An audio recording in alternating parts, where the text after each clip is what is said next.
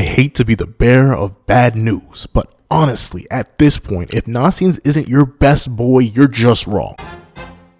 Before I'm going review of chapter 43 of Force the Apocalypse, please do me a favor, leave your almost on the chapter in the comment section down below, leave a like and subscribe if you aren't already. Also, make sure that little notification bell so you myself on any videos that come with the channel. Now, let's get into it. What's up guys, I got a pencil here, and here we are to review chapter 43 of Force the Apocalypse, which is known as The Intense Battle Unfolds. And, yeah, that's essentially what this entire chapter was. Like, it was just straight hands, and honestly, I didn't think about it. It's low-key been a minute since we had a chapter that was just straight bobbing, weaving, swinging. Like, we had Ceranos, but Ceranos was like, you know, a big beast versus a little human dude. Like, it doesn't hit as different as the good old-fashioned jump. Like, I was going to call it the 1v1, but nah, they're straight jumping this man. But speaking of jumping this man, let's hop right into the chapter itself. And we open up right where we left off. Percival lunges in, goes for the downward swing with the blade enhanced by the magic. That counts a 10 times a magnitude level of punch. And he just, shout out to this dude, because he just weaves, strikes a pose, and is like, yo, honestly, you low key. That was actually kind of good. You know, I kind of like your style, I like your spirit. And this dude gives off like a more automatically playful vibe. Like, obviously, he is out to kill these people, but at the same time, he's willing to have a little fun with it. And it's cool. I don't know. I like characters like that. It's a weird thing to say, but characters that like have an objective in mind, but are willing to mess around a little bit. I think that's why I like Pelgard so much. Like, this guy has aspects of Pelgard, despite being nowhere near as cool or as saucy. But we get to see that it seems like, according to Sin's estimation, and according to the whole group's estimation, along with his own statement, like, they just barely whiffed. Like, they almost had him, but he pretty much bobbed and weaved their entire assault, despite it being a 4-on-1 assault, and some of them wielding 2 weapons at once in the case of NASIENS. And the amazing thing is that Sin notes something that, like, you rarely, I don't know, in the original series, everyone was already sort of like this top tier, high level master combatant, so like skill differences were kind of, I wouldn't say irrelevant. Like, you could definitely have like matchup differences, but a lot of the things came down to, oh, I hit harder than you, and I'm also faster. Bada bing, bada boom, you're dead in the ground. Skill wasn't necessarily something that came up that often, but what the main thing they need right now is the culmination of skill. And the interesting thing is that this dude goes on to mock them and is like, you thought you hit me, huh? I hate to tell you, buddy, but you ain't that guy, pal. Despite being the prophesized knight, you obviously don't know much about a sword. You had barely an idea what you're doing, and you're never gonna nick me, because I'm just built like that. However, and you, that girl over there, she sort of built different. I like her style. She managed to do it just well. She got a little nick on me. And we see his armor actually cracked, which means, like, I don't know. I mean, like, the kids are strong. I'm not going to say the kids are fodder, but, like, we need to get some better armor on these knights. And by we, I mean Arthur. Arthur, upgrade your knight's armor and stuff like that. Like, can't you just make it out of diamond? Like, you have literal chaos powers. Give them some better armor that's not just gonna get chipped by a random rapier. Like, come on now.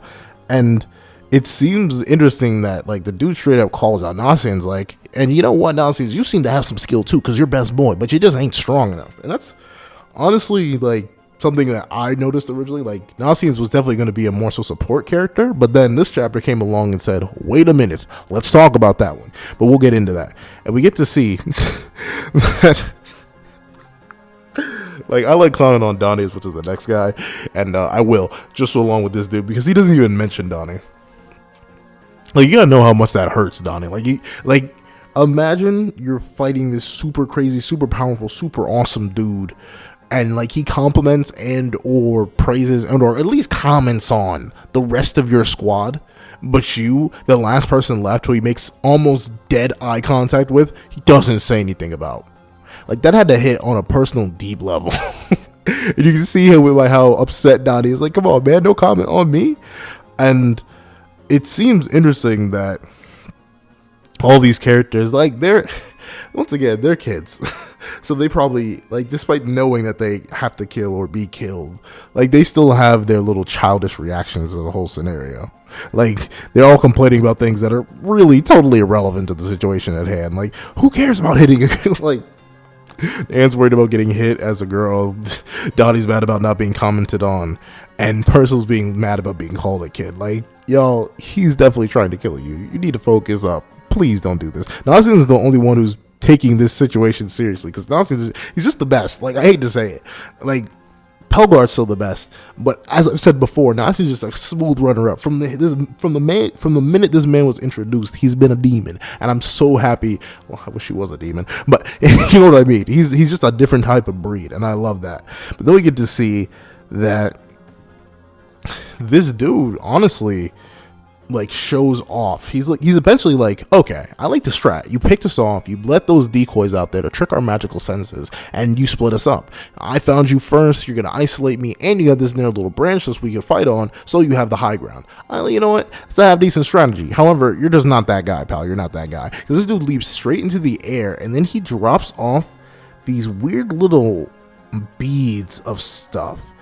And some of them, I think some of them have mouths on them. It's weird. And as they all drop in this beautiful, not beautiful, that's a pretty cool looking attack called Epicurean's Slaver. It's interesting to see that these two, like, these attacks just rain down, and they don't actually necessarily do that much. But regardless, sends like, yo, Percival, Nasiens, cool all your weapons in magic. And notably, like, oh no, even and so that's interesting, because like Percival has magic in the sense of, obviously he has his Green Lantern powers, so it makes sense why he's able to stack it on top of weapons.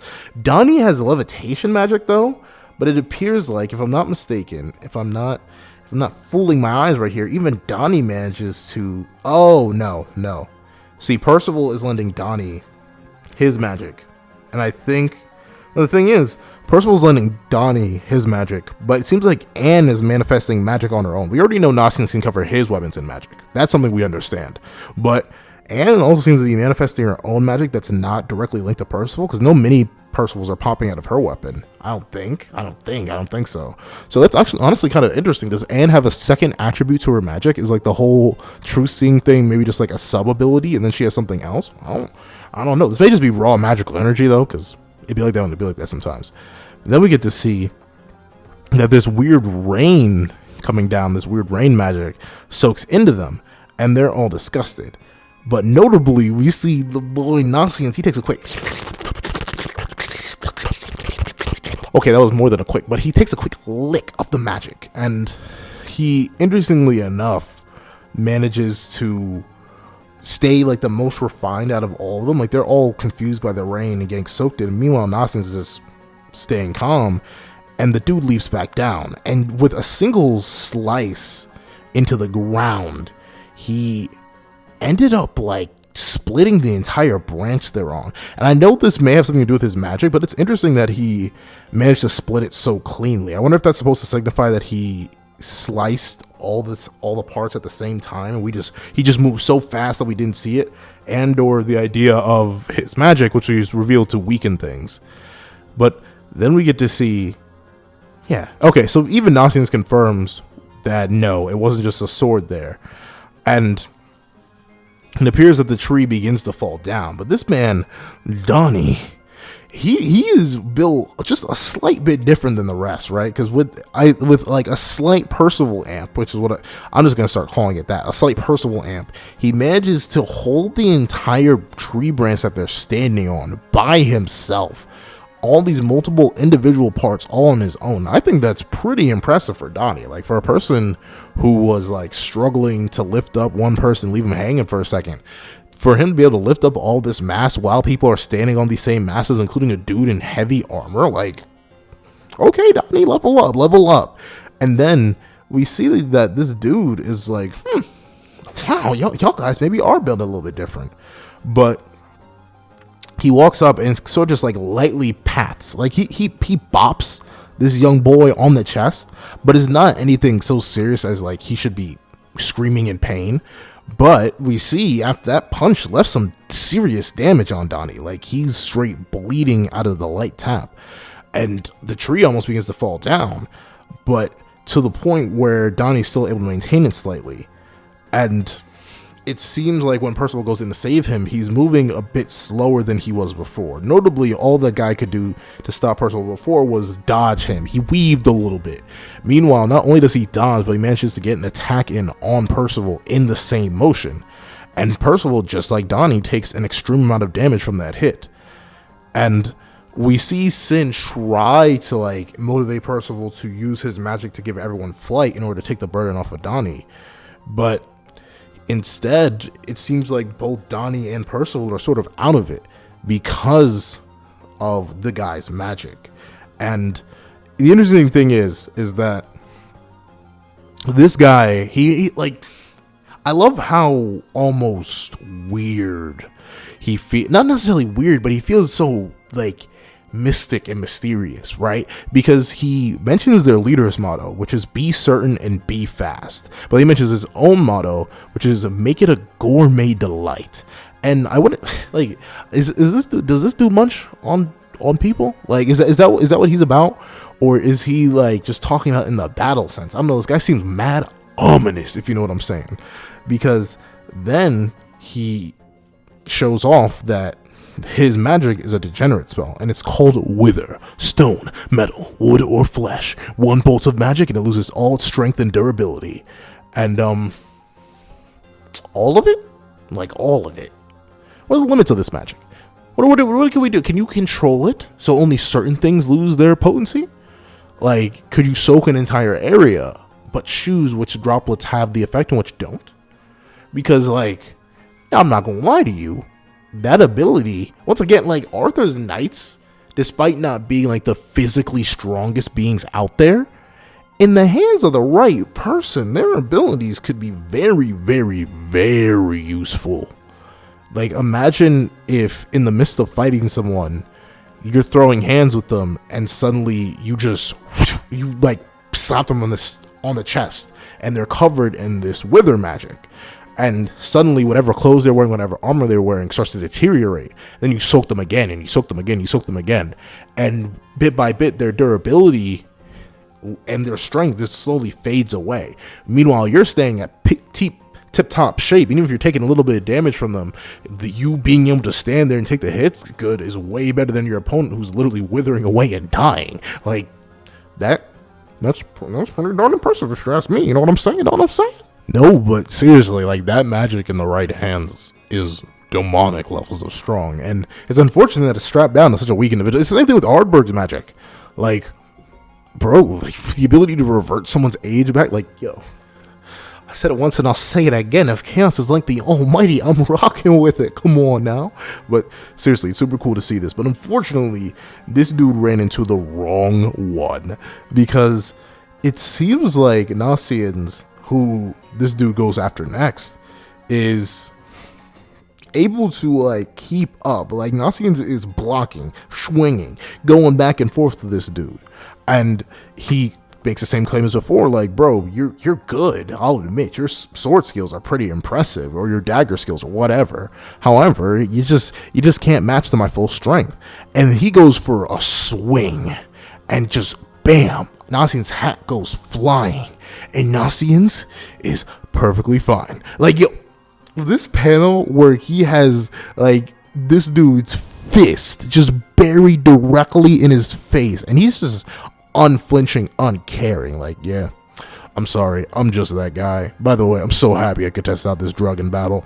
And we see that he managed to use his venom mixing with Ceranos' horn, and notably, it seems like this greatly enhances strength and endurance.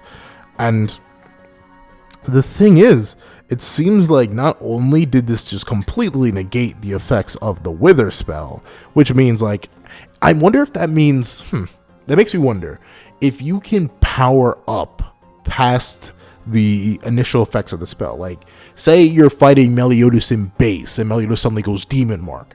Like, will the magic surging inside him, like, override the Wither spell and almost, like, reset him back to base?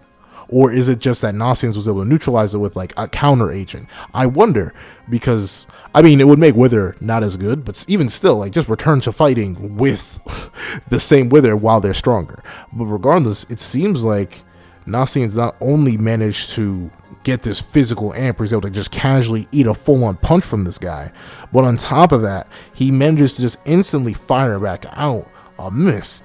And this mist reveals itself to have the same properties as Wither.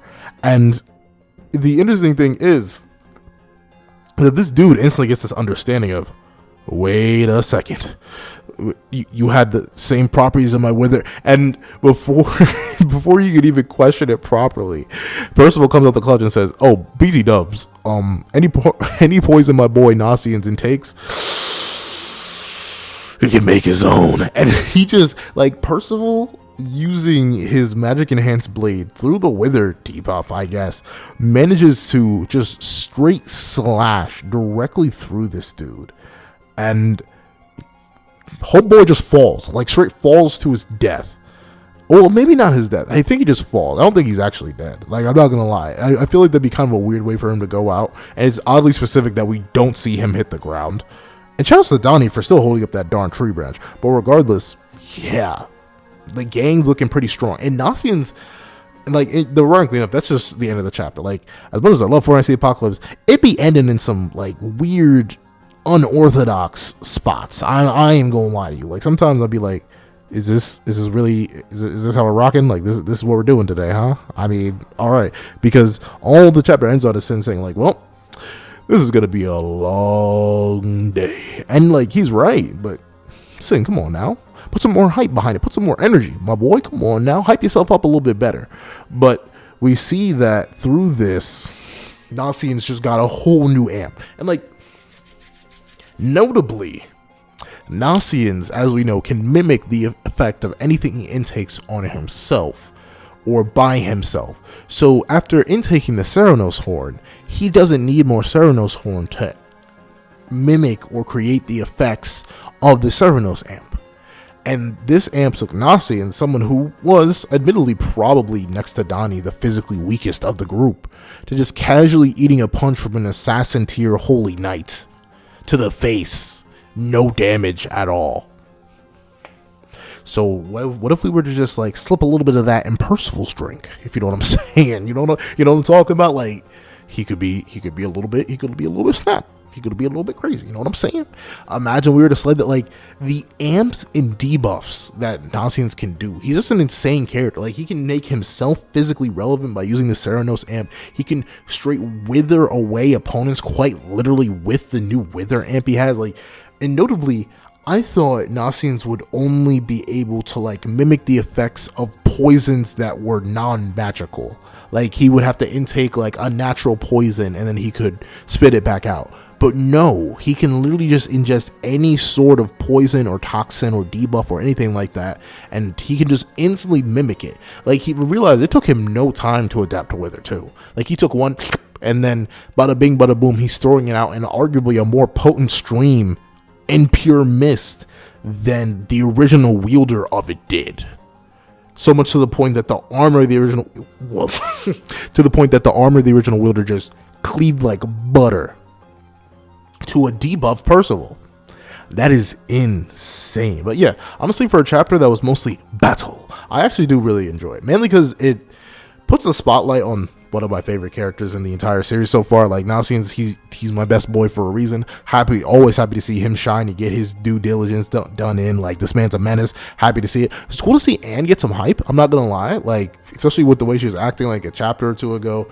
Really wasn't a big fan of that. So seeing her get her little redemption by having a holy knight level fighter, someone she aspires to be, even if these guys are evil, someone she aspires to be, praising her and being like, yo, you're kind of that girl, my guy. You're kind of that girl in terms of just raw skill. I think that's pretty cool. Seeing Donnie, like, show off his own little power growth, his own power development, being able to hold up so much more mass at the same time while having a strength being withered away from him. Percival's ability to fight through pain and agony by being able to swing through and finish the job when NASIENS couldn't in the end of the final chapter. Like, everything in this chapter is just really, really, really good.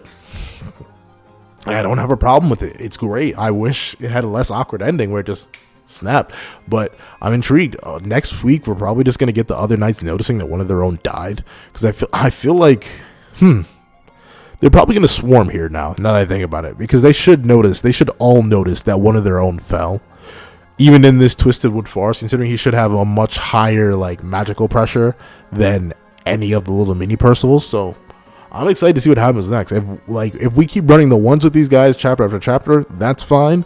But in terms of just like the whole gang getting reverse jumped, that would also be pretty cool too. But those are my thoughts on the chapter. Please tell me your thoughts on the chapter in the comment section down below. Thank you so much for watching. Please remember to like, share, comment, and subscribe, and hope you guys have a wonderful day. This is Manga the Pencil, writing off.